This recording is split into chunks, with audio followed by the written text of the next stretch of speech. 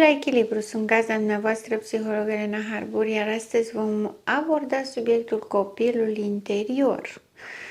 Știu că există o foarte mare atenție acordată copilului interior în mediul online, în mod special. Doar că acest termen de copil interior este promovat ca fiind o parte din noi care este capricioasă și trebuie să-l mângâiăm un pic pe cap și s-au rezolvat lucrurile. Copilul interior este mult mai mult decât atât. În etapele de dezvoltare normale, sănătoase, copilul evoluează, că este copil, la vârstă de copil, evoluează în mod instinctiv și crește odată cu cogniția și corporal până la vârstă de adult, în mod armonios. Acest lucru se întâmplă dacă nevoile psihoemoționale ale copilului la vârstă de copil sunt îndeplinite. Și copilul are foarte multe nevoi psihoemoționale. De aceea, de multe ori, se ajunge în situația în care adultul să mai aibă niște nevoi psihoemoționale blocate în copilărie. Copilul interior este acea parte din noi pe care, în general, lumea încearcă să o identifice ca fiind acea nevoie de joacă, de infantilizare, de nerespectarea regulilor, spontaneitate, entuziasm și la un anumit nivel inconștiență. De multe ori, în practica de cabinet, am auzit: nu vreau să renunț la copilul meu interior, că mă ține veșnic tânăr sau tânără. Copilul interior este acea parte emoțională din noi, care are profunde legături cu copilăria.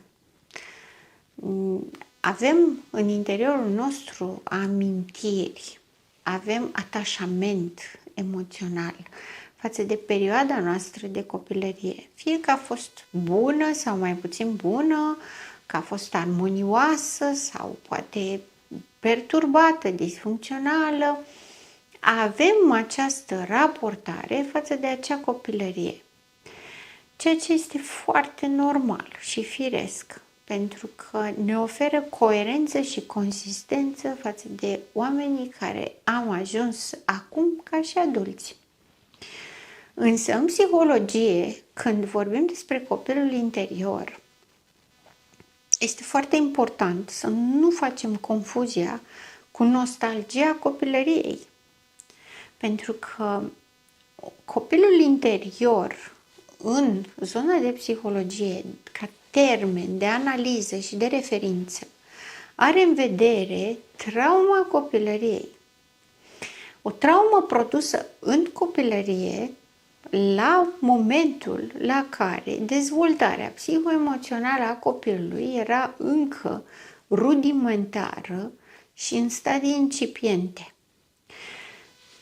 Noi, ca și oameni, ca și dezvoltare psihoemoțională a personalității, a paternurilor noastre interne de funcționare, nu ne dezvoltăm în același timp în toate ariile. În mod normal, dezvoltarea emoțională ar trebui să vină înaintea dezvoltării fizice. Poate părea ciudat, pentru că din ce știm noi și ne uităm în jurul nostru, se dezvoltă oamenii, copiii cresc și se dezvoltă cognitiv, se dezvoltă fizic, dar emoțional nu prea.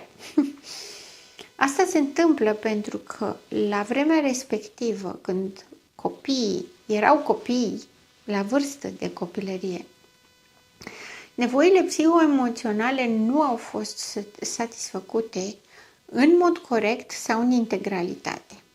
Dacă este hrănit emoțional copilul, conform nevoilor sale, și sunt multe, dar satisfacerea lor presupune foarte puțin pentru un matur cu dezvoltare tipică, respectiv nevoile copilului sunt de atenție, de grijă, de preocupare, de a se simți important, în siguranță și în confort.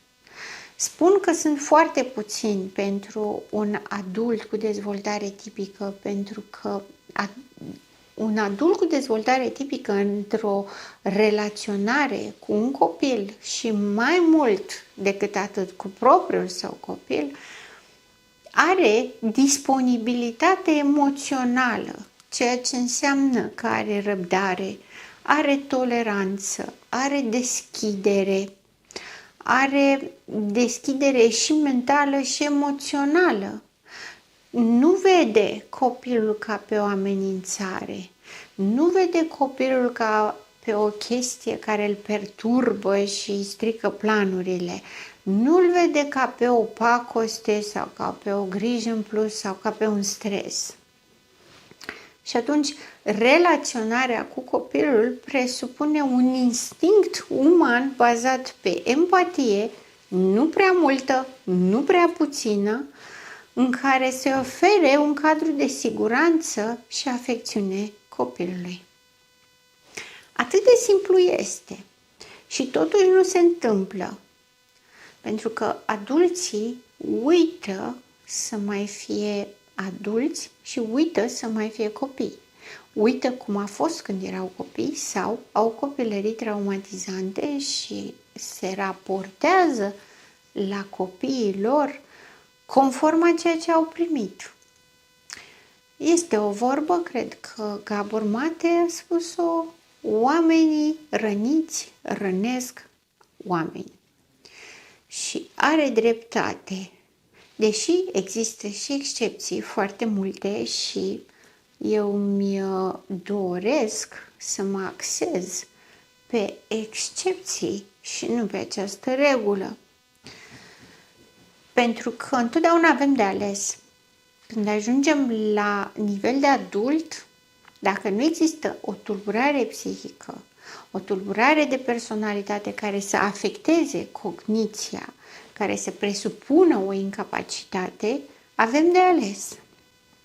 Chiar dacă noi, ca și copii, nu am primit hrana psihoemoțională de care avem nevoie să ne dezvoltăm în cel mai optim mod, avem posibilitatea să le oferim copiilor noștri acest lucru.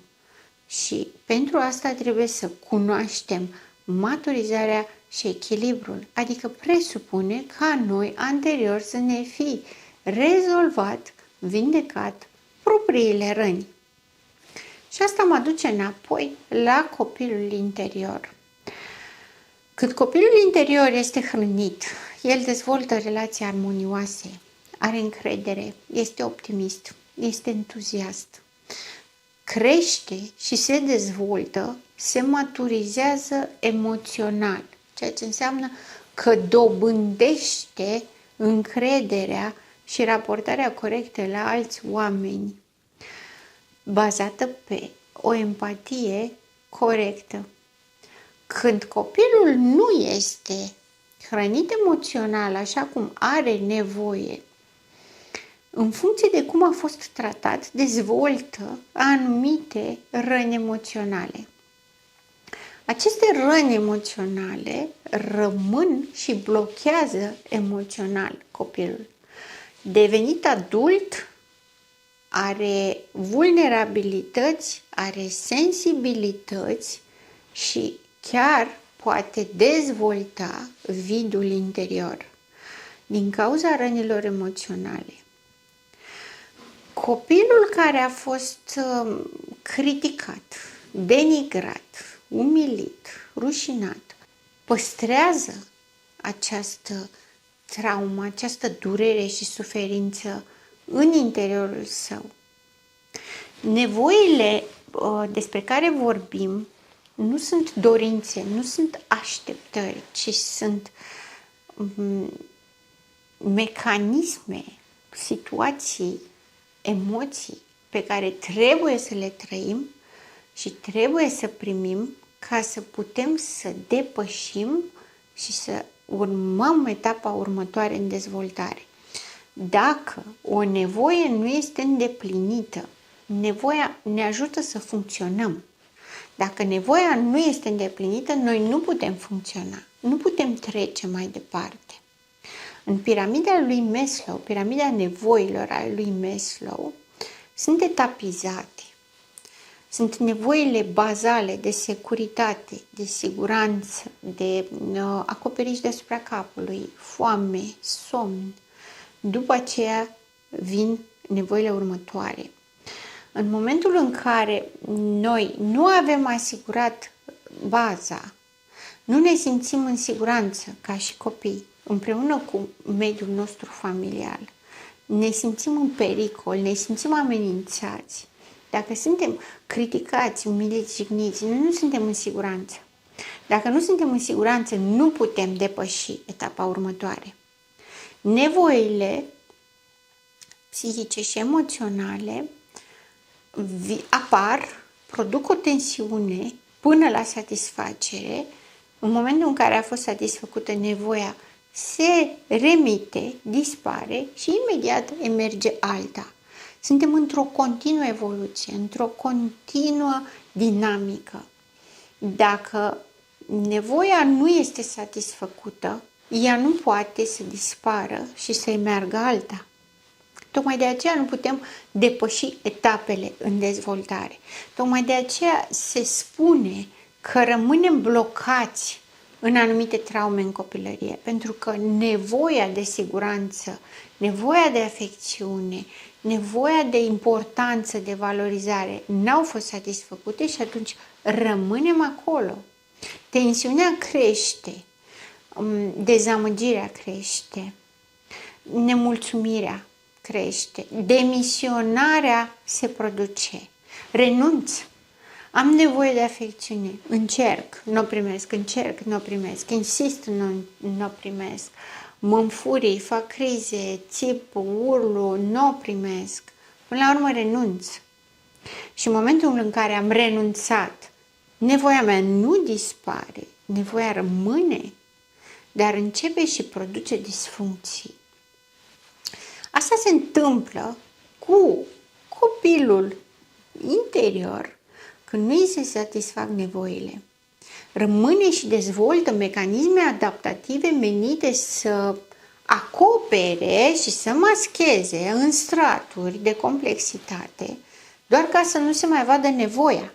Nevoia nu dispare, nevoia se amplifică și oricâte straturi am pune pe deasupra, nevoia emerge și produce disfuncții și reacții dezadaptative, produce mecanisme defensive, produce o grămadă de lucruri menite să provoace individul să aducă sursa care să-i hrănească nevoia. Dar suntem artiști la ne ignora nevoile noastre și pe ale celorlalți. Uneori le ignorăm atât de bine încât nici nu le mai conștientizăm și ele ajung să funcționeze inconștient, automat. N-am fost iubiți, n-am fost validați. Ceea ce învățăm este să scoatem ochii, să ieșim în evidență, să fim capricioși, veșnic nemulțumiți, să nu avem încredere. Poate, peste straturile acelea, învățăm să ne controlăm. Ne controlăm, dacă nu este o patologie de personalitate, nu se dezvoltă o patologie de personalitate ca să apară vidul interior, ceea ce se întâmplă este să dezvoltăm tot felul de mecanisme și comportamente menite să ascundă vulnerabilitatea. Dacă am nevoie de afecțiune și n-am primit-o, Mecanismele de compensare care să ascundă vulnerabilitatea sunt nu-mi pasă, nu mă interesează, nu mă interesează ce cred ceilalți despre mine, nu mă interesează dacă cineva mă vrea sau nu, eu sunt peste. Ori avem o altă patologie de personalitate și avem eul fals și grandiozitatea specifică narcisismului, ori nu-mi pasă, mă disociez ca la schizoid sau nu-mi pasă, se dezvoltă o aroganță și o retragere mai evitantă, mai timiditate, mai izolare, dar nu neapărat se duce în tulburarea de personalitate. Având această aparență a nu-mi pasă, dar în același timp există nevoia care cere afecțiune, apare acest conflict. Intru în relație. Relația se structurează pe eu am nevoie de afecțiune, dar am nevoie de tine. Și apare acest mesaj contradictoriu. Când copilul interior rămâne rănit, persoana are tot felul de măști sociale, tot felul de comportamente menite să facă deceiving și misinformation, să înșele aparențele, să nu lase să se vadă. Cu cât sunt mai multe măști, cât mai multe straturi se ascundă, cu atât este mai evident. Copilul interior este o parte a eului, o parte semi-conștientizată, o parte semi-structurată, semi-independentă, este ca un fel de subpersonalitate. Pentru că oricât te strădui să pari omul ăla matur, crescut, evoluat, în momentul în care intri în relații semnificative pentru tine, începi și te comporți exact ca acel copil care a fost frustrat sau rănit.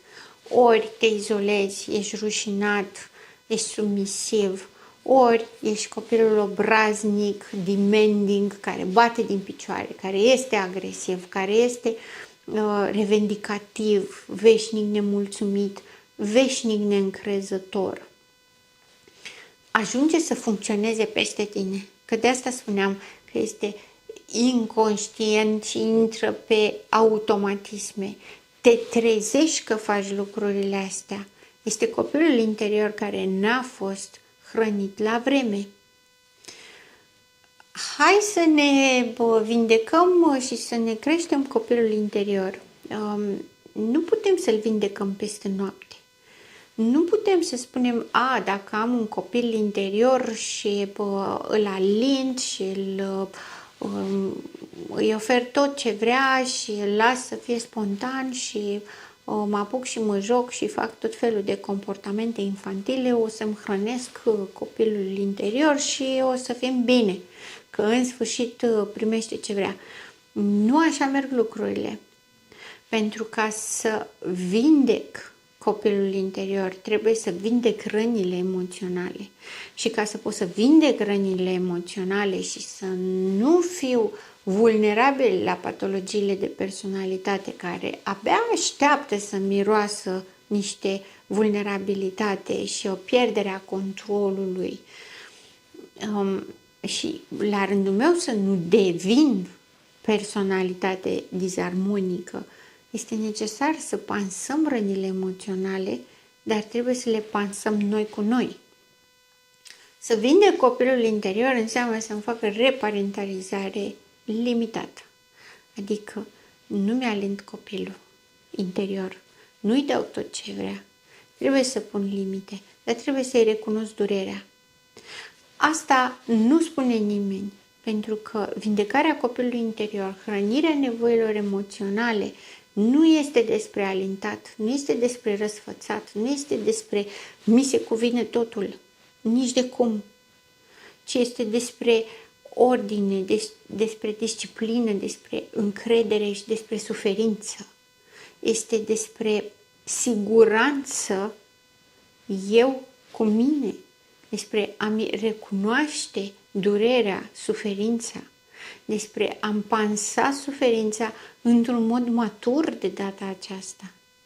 Nu, un adult care are un copil interior rănit nu are nevoie să fie mega alintat și să-i se ofere totul. Nu de asta are nevoie.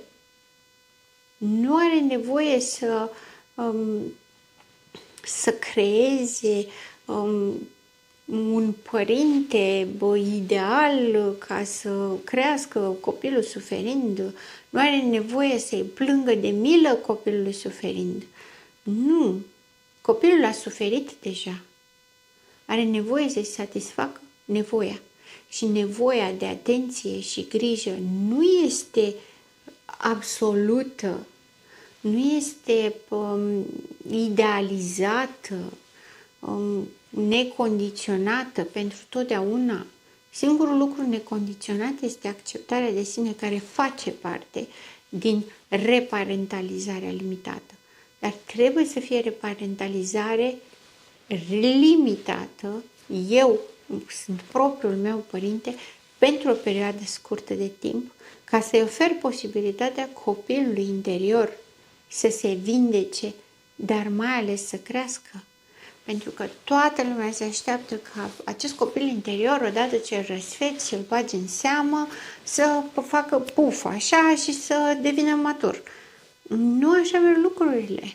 Este o tranziție. Emoția care a rămas blocată, nevoia, copilul, infantilizarea care a rămas blocată la un anumit stadiu, are nevoie să parcurgă toate etapele de dezvoltare, pe rând. Nu se poate sări peste ele, pentru că dacă sărim peste ele, ne blocăm în altă etapă. Dar nu creștem. Trebuie crescut copilul interior. Iar asta se face cu disciplină și cu frustrare. Implică și suferință, dar implică și răbdare și toleranță și mai ales iertare de sine. Dar despre reparentalizare vom vorbi în ediția viitoare. Sunt gazda dumneavoastră, psiholog Elena Harbour, și până data viitoare rămâneți în echilibru.